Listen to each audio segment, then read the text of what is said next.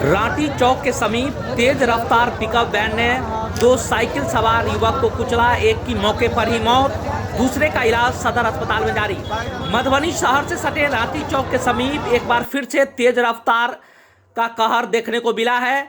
एक तेज रफ्तार pickup van ने दो साइकिल सवार युवक को कुचल दिया, जिसमें से एक की मौके पर ही मौत हो गई, जबकि दूसरा युवक सदर अस्पताल में जिंदगी और मौत के बीच जूझ रहा है। इधर आक्रोशित लोगों ने मधुबनी रांटी मुख्य मार्ग पर घंटों जाम कर जोरदार प्रदर्शन किया। इन लोगों का कहना है कि लगातार इस मार्ग पर तेज रफ्तार का कहर जारी है।